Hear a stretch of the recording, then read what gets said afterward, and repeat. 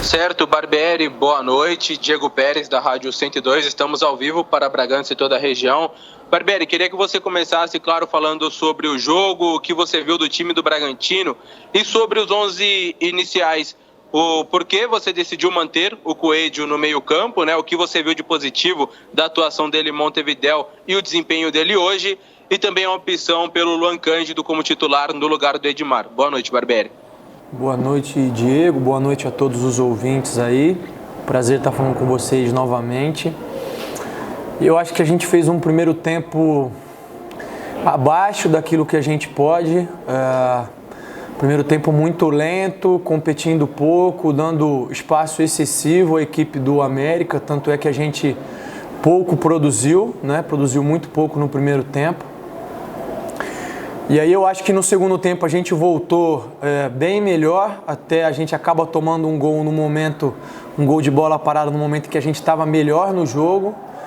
E depois a gente foi buscar, enfim, empatou, buscou um ponto que eu acho que pelas circunstâncias do que foi o jogo foi um ponto importante, né?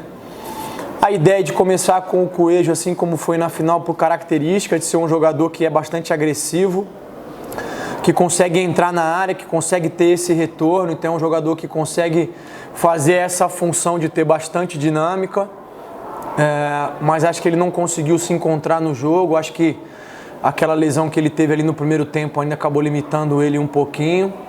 Por isso, apesar da gente estar com o placar adverso, eu optei por colocar um volante, que era o Emiliano, para dar um pouco mais de equilíbrio, ter uma saída de bola um pouquinho melhor, ainda que a gente perdesse um pouquinho de chegada na frente.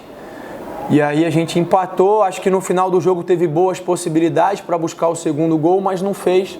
É um ponto importante, não é o que nós gostaríamos, mas é um ponto importante. Barbieri, é Silvio Loredo, Futebol Total. Boa noite, prazer em ouvir mais uma vez. Ô Maurício, primeiro eu queria que você falasse da semana que vocês tiveram, porque a gente viveu de perto, né, a derrota no sábado passado lá em Montevidéu, derrota entre aspas, não veio o título, mas a campanha, lógico, sempre tem que ser enaltecida. E nós tínhamos essa preocupação, né, como o grupo jovem reagiria ao longo da semana. Então eu quero que você passe aos torcedores, aos ouvintes, como é que foi essa semana de trabalho e qual o legado que a Copa Sul-Americana deixa para você e para esse grupo de jogadores do Bragantino hoje. Bom, boa noite, Loredo. Prazer estar falando com você também. É uma semana que é difícil, né? Sempre é uma situação delicada, porque se cria uma expectativa enorme e a partir do momento que as coisas não acontecem, a frustração vem, né? Não adianta você querer ignorá-la, o fato é que a frustração vem, gera um abatimento. Eu conversei bastante com eles no início da semana, que a gente tinha que esquecer agora a Sul-Americana, porque a gente tem um objetivo muito grande que é a Libertadores, né? E se a gente conseguiu fazer uma campanha fantástica na Sul-Americana, por que nós não podemos fazer uma boa campanha na Libertadores? Agora a gente precisa jogar os jogos, precisa conquistar os pontos que a gente precisa para garantir essa vaga. Então a conversa foi nesse tom, né?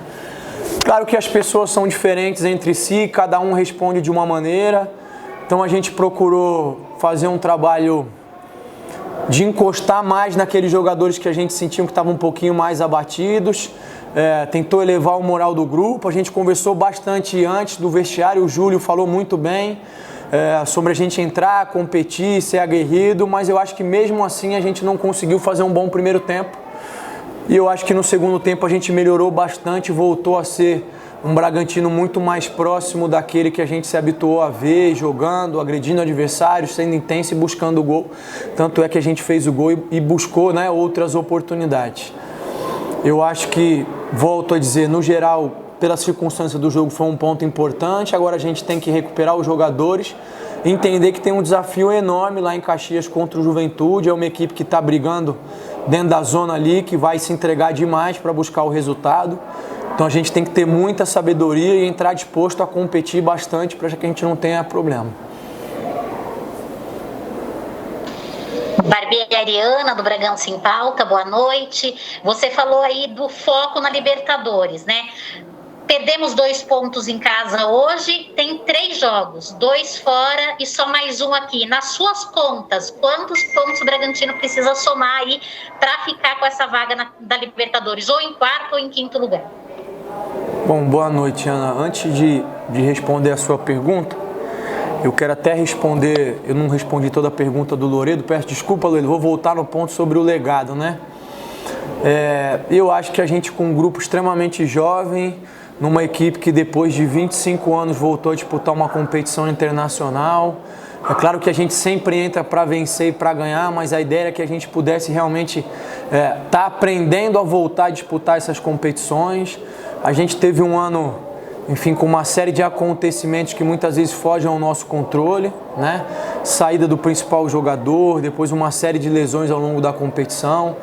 Então eu acho que o legado, além da campanha, que esse grupo termina muito mais forte do que iniciou a Sul-Americana. E a expectativa é que a gente possa, assim que a gente conseguir assegurar a vaga da Libertadores, que a gente possa entrar para essa competição com muito mais experiência, com muito mais bagagem, com muito mais know-how do que é disputar uma competição internacional e continuar representando bem o clube, a cidade e todos os torcedores, né?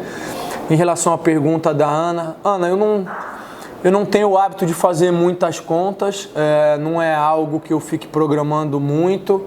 Eu acho que a gente tem aí uma distância curta agora para o Fluminense, mas eles também têm confrontos complicados, né? E eu acho que a gente tem que olhar para nós mesmos, para os desafios que a gente tem, começando com o Juventude fora de casa aí, depois a gente tem o Atlético, que é um jogo complicado também. Eu acho que 2 vitórias a gente consegue, não sei se... Não fiz a conta matemática para ter razão sobre isso, mas eu acho que 2 vitórias a gente consegue garantir, talvez até com menos, dependendo do que acontecer nos confrontos. Barbieri, boa noite. É Tárcio Cacossi, da 102 FM. Queria falar com você a respeito do meio-campo. Você tirou o Praxedes e acabou colocando o Alejandro, uma alteração necessária em termos de ataque, né, para você reforçar esse setor, ter um jogador a mais na área para tentar pressionar melhor o América Mineiro. Mas por que que saiu o Praxedes ao invés do Jadson, que é um jogador mais defensivo, sendo que o Praxedes é um jogador de criatividade, havia dado assistência para o Arthur, tinha efetuado uma finalização perigosa no início do segundo tempo, e também em relação ao Pedrinho, ainda falando do meio-campo, porque ele não foi sequer relacionado para o jogo. Bom, boa noite. Em relação à saída do Praxedes, é porque a gente ficaria excessivamente exposto, né? Com a saída do Jadson ali. O Emiliano é um jogador que tem uma característica de ter uma distribuição e uma leitura de passes muito boa, mas não é um jogador tão agressivo, tão intenso na marcação como é o próprio Jadson, como é o Raul, que a gente acabou perdendo ao longo do caminho, como vinha sendo o Ramírez até essa lesão. E eu sabia que o jogo em algum momento ia ficar aberto como ficou no final, né? Uma característica da equipe do América, oferecer espaço, mas também deixar muitos jogadores para puxar o contra-ataque. Então a gente ia precisar de jogadores que tivessem essa característica de chegar à frente, mas também voltar para recompor. Essa foi a ideia de colocar o Emiliano no lugar do Coelho, em vez de tirar o Jadson. Em relação ao Pedrinho, o Bruninho vinha entrando muito bem, a gente entendeu que o Bruninho merecia esse espaço, mas eu acho que o jogo, pela característica que tomou, de ser um jogo de muito contato corporal, um jogo de muita imposição física, tanto é que o América partiu depois para um jogo muito mano a mano, deixando muitas vezes os atacantes no mano lá, não era um jogo em que ele ia se sobressair, assim como eu acho que o Pedrinho também não conseguiria caso tivesse vindo, em função dessa questão de ser um jogo de muita marcação, de muita pegada. E aí eu acho que faltou a gente ter uma leitura um pouquinho melhor só, porque o América, volto a dizer, deixou os nossos atacantes em muitas situações de mano, faltou um pouquinho mais de movimento para as costas, conseguir girar para achar o desequilíbrio e arrancar até o gol. Acho que teve uma bola que ilustra bem isso, que o Arthur recebeu o lançamento nas costas do Marlos, ele já estava na frente, mas no kick a bola acabou prendendo um pouquinho. Mas é isso, a gente sempre procura fazer as melhores escolhas possíveis pensando em ganhar o jogo. Boa noite, Sérgio Loredo, equipe Futebol Total. E para o torcedor entender, né, quando você fala que o empate né, até pelas circunstâncias aí atrás, o ponto é um ponto que tem que ser valorizado, para o torcedor entender. Com esse ponto hoje o Red Bull Bragantino ganhou uma posição. Hoje ele é o 5º colocado e tem o mesmo número de pontos, o 4º. E de uma vez por todas o torcedor entender que a Libertadores não é G4. A Libertadores vai ser G6, fase de grupos, e vai ser G8. Então esse Red Bull Bragantino vai estar na pré-Libertadores e eu arrisco dizer que Corinthians, Red Bull Bragantino, Fortaleza e Fluminense brigam por 3 vagas diretas na fase de grupos, né? É isso que vem pela frente, é esse o caminho. Agora, no próximo domingo vem Juventude, mas você vai a Minas enfrentar o Galo. É melhor pegar o Galo campeão já, Mineirão lotado, festa, faixa para colocar água no chope, ou Mineirão lotado do mesmo jeito que vai ter, mas o Galo ainda sem o título. Dá para imaginar alguma coisa, né, diante de um adversário desse, se o Red Bull Bragantino teria vantagem com uma situação ou outra, Barbieri? Olha, Sérgio, primeiro agradecer você. Eu acho que você colocou muito bem a situação da Libertadores. Quando eu digo que acabou sendo um ponto importante em função da circunstância de jogo, de maneira nenhuma eu quero dizer que a gente não quisesse a vitória. Eu acho até que a gente fez as substituições nesse sentido. Teve boas oportunidades, acabou não sendo feliz na conclusão e acho que um pouquinho de ansiedade atrapalhou a gente para no final a gente ter melhores oportunidades, um pouquinho mais claras, né? Mas é isso, o caminho é esse. A gente sabe que é sempre muito complicado você dar a volta por cima depois de uma grande frustração, como foi com a gente. Então eu acho que o segundo tempo em especial me deixa mais satisfeito. Em relação ao Atlético Mineiro, né? A gente tem um desafio grande contra o Juventude primeiro, eu não gosto de projetar muito lá para frente. Eu acho que em função das rodadas, eu acredito que inevitavelmente a gente vai acabar pegando o Atlético já campeão, né? Não acho que a gente vai ter qualquer tipo de facilidade por conta disso. Talvez seja um jogo, vamos dizer assim, um pouquinho menos tenso, porque eles não vão estar, enfim, com unhas e dentes buscando o título, mas tenho certeza que diante da torcida deles, eles vão querer fazer um grande jogo e buscar a vitória. Cabe a gente se preparar da melhor maneira possível e procurar fazer um jogo equilibrado, fazer um jogo competitivo, como a gente fez aqui em Bragança com eles, para tentar pontuar, para tentar buscar a vitória se possível. Diego da 102 novamente, você vai rever alguns pontos sobre essa partida, situação de jogadores, como sempre acontece antes da próxima, né? Principalmente física, mas é diferente dessa última semana onde você teve um tempo para trabalhar, mesmo com o vice-campeonato da Copa Sul-Americana e a questão do abatimento do grupo de alguns jogadores, normal também, né? Porque foi uma final histórica, mas o que já dá para projetar, porque treinamento vai ser pouco, até porque tem a viagem, confronto no Alfredo Jaconi contra um Juventude que também joga a sua vida na competição contra o Bragantino. Já foram vendidos quase 9 mil ingressos para a partida. O que você consegue projetar já dessa partida contra o Juventude, até mesmo sobre sua equipe? Já tem ideia se esse time de hoje deve ser realmente a base, já que você não perdeu ninguém também por suspensão?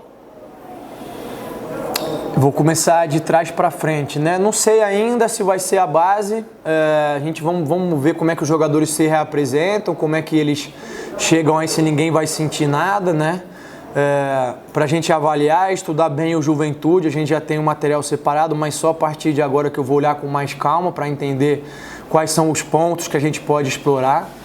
Eu acho que a gente vai encontrar um jogo extremamente tenso, um ambiente muito hostil, até você mesmo citou o número de torcedores, e eles precisando de um resultado positivo. O que a gente pode fazer é tentar tirar algum proveito desse nervosismo deles, dessa necessidade que eles têm do resultado. Então a gente precisa fazer um jogo com bastante sabedoria, mas de maneira nenhuma fazer um jogo morno, né? A gente precisa entrar para competir bastante. Então agora é analisar com calma e procurar fazer grandes escolhas certas para que a gente possa fazer um grande jogo lá na terça-feira. Barbieri, Silvio Loredo de novo. Acho que você dizia ainda há pouco das substituições no segundo tempo do jogo de hoje. E eu fiz essa análise, eu vi muitas dificuldades no jogo da semana passada e hoje no primeiro tempo também, principalmente no setor de meio campo, onde você está tendo que improvisar. porque o Coelho até então não tinha feito essa função, hora de segundo volante, hora como um meio armador, e nós sabíamos e conhecemos a força do Coelho na recomposição quando ele joga pelas beiradas. Então, até as contusões, enfim, o elenco pequeno, fez com que você tivesse que improvisar. E na minha ótica, pelo menos olhando aqui do lado de fora, com a entrada do Emiliano, você arrumou esse meio campo do Bragantino. Apesar ali de o Emiliano ter uma característica mais defensiva, mas tem uma ótima saída de bola, e eu analisei a postura melhora do Bragantino até em função dessa entrada. Eu queria que você falasse a respeito do Emiliano, que a gente não tem muita proximidade, não acompanhamos treino e muito mais, e é um jogador que chegou, não tem muito tempo, da adaptação dele. Queria que você falasse um pouco desse jogador e se de repente ele pode ser também uma dessas opções para esses jogos finais, enquanto você não conta aí com o Ramírez, com o Evangelista e tudo mais.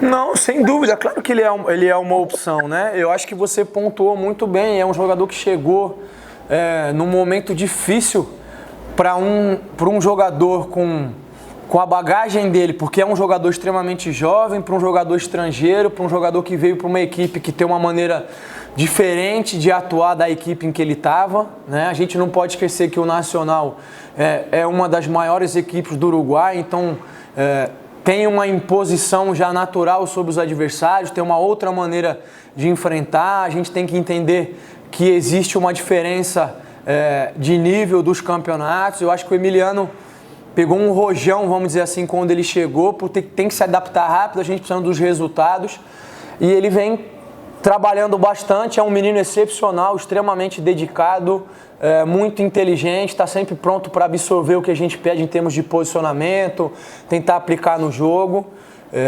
E eu acho que ele é uma possibilidade, não é a única, né? Eu preciso estudar com um pouquinho mais de calma o Juventude para dizer, mas eu acho que ele é sim. Eu acho que o Coelho foi um dos destaques do jogo da final, porque ele equilibrou bem, ele tentou, foi um dos jogadores que tentou algumas iniciativas individuais para passar pelos marcadores. É claro que já fazia muito tempo que ele não atuava nessa função. Quando ele chegou no clube, ele vinha de ser um meia no campeonato argentino. A gente adaptou ele para essa situação de jogar mais como um ponta, pelas características físicas que ele tem. Ele chegou a jogar como segundo volante em alguns jogos lá atrás no Campeonato Paulista, e aí eu concordo com você, faz muito tempo. E a gente precisou, por uma emergência, tentar ajustar isso, né? É um jogador de muita entrega, de muito compromisso. Eu acho que ele se esforçou, mas realmente no jogo de hoje não encaixou.